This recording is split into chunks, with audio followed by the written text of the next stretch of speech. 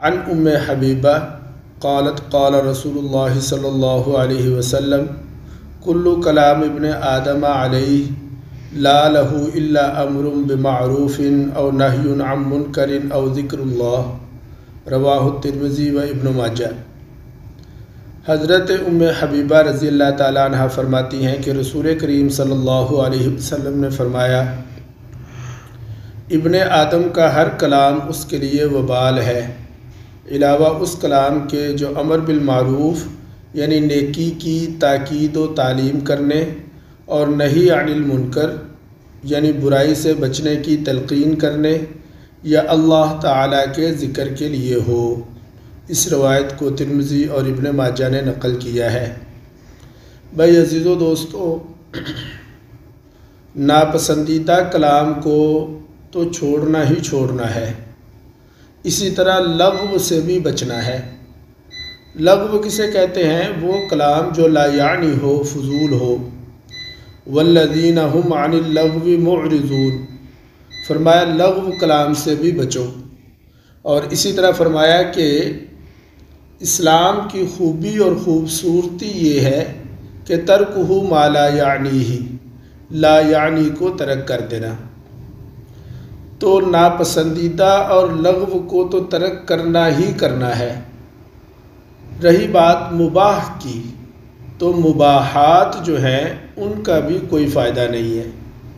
مباح کسے کہتے ہیں؟ مباح اس کام کو کہتے ہیں جس کا کرنا نہ کرنا برابر ہو، یعنی مباح کے کرنے سے کوئی فائدہ نہیں ہوگا اور نہ کرنے سے کوئی گناہ نہیں ہوگا۔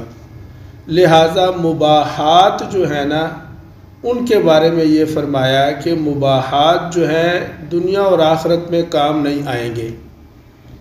کون سا کلام کام آئے گا؟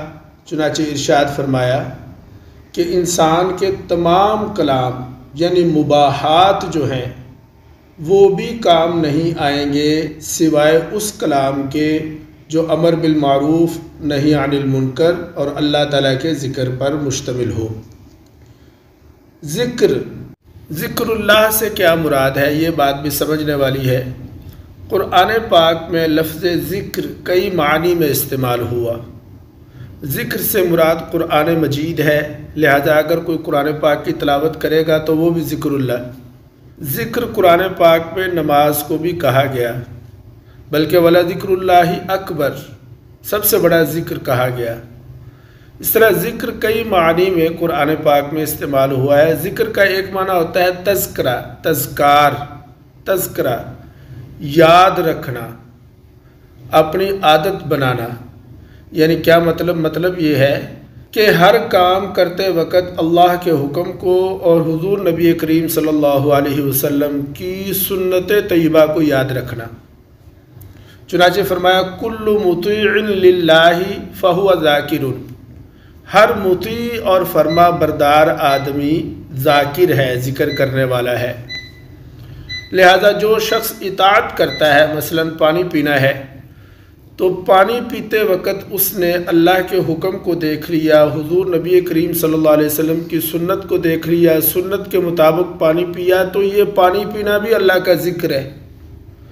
تو میرے عزیز و دوستو، فرمایا کہ کوئی کلام بھی نفع مند اور فائدہ مند نہیں ہے سوائے امر بالمعروف اور نہی عن المنکر کے اور اللہ تعالیٰ کے ذکر کے۔ اللہ تعالیٰ سمجھنے کی